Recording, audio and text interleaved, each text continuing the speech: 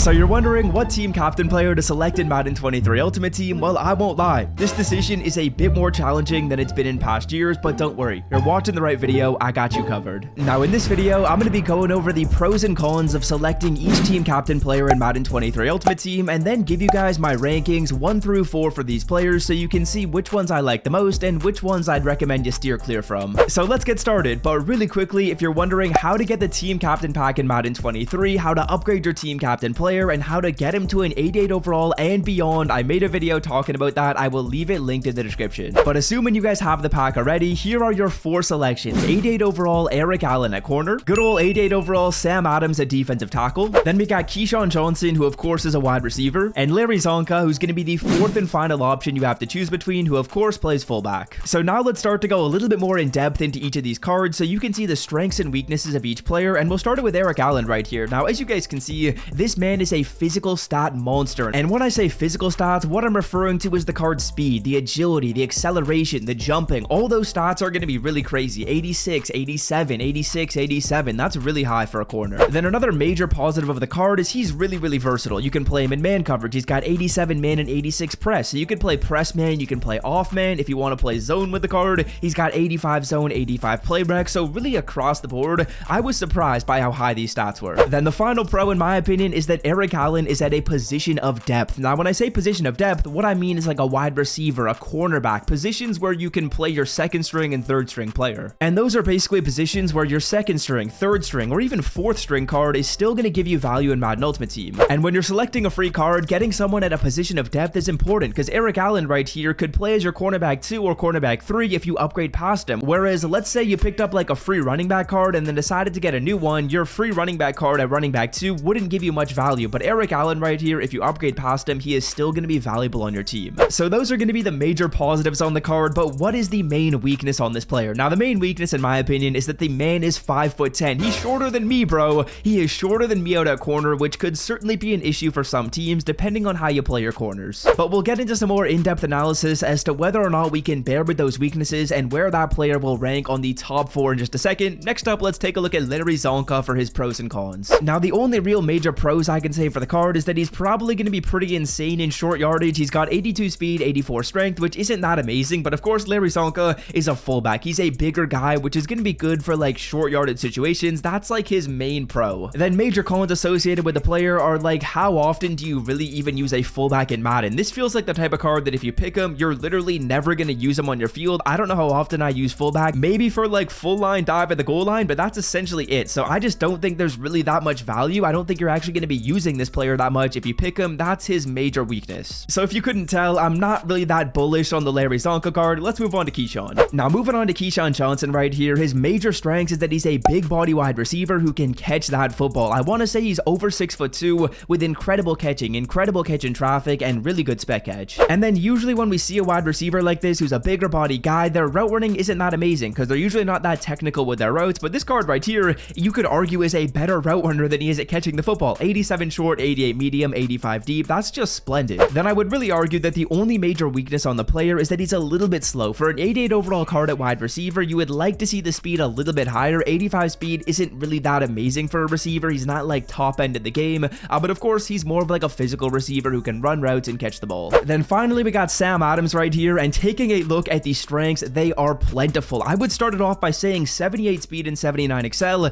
is low-key a strength on this card. For an 88 overall and a defensive tackle at that, 78 speed is not bad at all. Then of course, as we take a look at his run stuffing and pass rushing stats, they're also incredible. 88 block shed, 88 power move to go along with 88 strength is going to be awesome for a defensive tackle. That is top end. That's like as good as Aaron Donald. And then not to mention, I want to say Sam Adams is also over 320 pounds, which is awesome to see for a DT. The bigger a defensive tackle you can get, the better it's going to be. Now when it comes to weaknesses on this card, it's almost impossible for me to find one. He's at a position of depth, he's got incredible stats. I think the only thing you could really argue is kind of similar to Larry Csonka. It's not a flashy pick. It's not someone who you might notice on the field as much as a wide receiver or a corner. That's really the only weakness I can even think of. Now before I show you guys my top 4 player rankings, if you enjoy Madden Ultimate Team tips and tricks just like this, where I show you how to get free players, make coins, build out your Ultimate Team, consider subscribing down below so you don't miss a video. We are hoping for 200,000 subs this year, but hey, by clicking that red subscribe button, you'll be helping me on that journey, and you'll be helping yourself as well. I guarantee your Madden Ultimate Team gets better if you're subscribed to the channel. So now that you guys know these players, let's rank them 4 through 1, 4 being not so good, 1 being a player you want to select. And at the 4th spot, no surprise here, it's Csonka. I've seen people on Twitter and on YouTube honestly saying some good things about this player. I don't really know why. There's no reason why you should be picking this card. He's a fullback. You don't even use fullbacks most of the time you play Madden. Then next up at the number 3 spot for me, this is where it gets challenging. I would say these top 3 players you could argue are interchangeable. If you're like leaning towards one of them and you don't want to listen to my analysis, I honestly wouldn't fault you for it. But personally for me,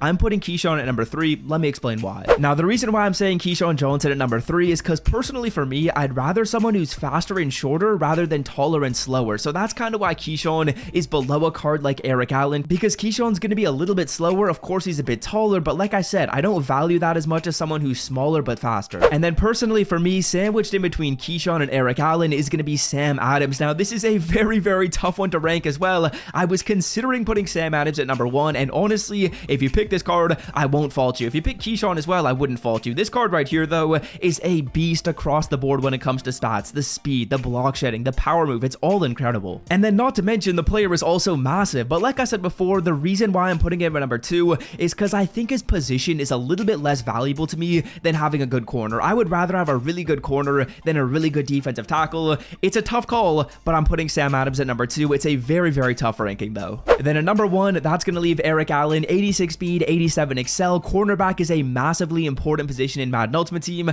I don't feel like height at corner is a massive deal to me. We'll see if that phrase right there ends up coming back to haunt me, but I am personally putting Eric Allen at number 1. Like I mentioned, I would say the top 3 are basically interchangeable. If you have a burning desire to pick up Keyshawn Johnson, go ahead and get him. The top 3 are almost interchangeable, but either way, I hope this video helped you make an informed decision when it comes to your team captains. If you want to see how to make some coins in Madden Ultimate Team, click right here. And until next time, I'm out. Peace.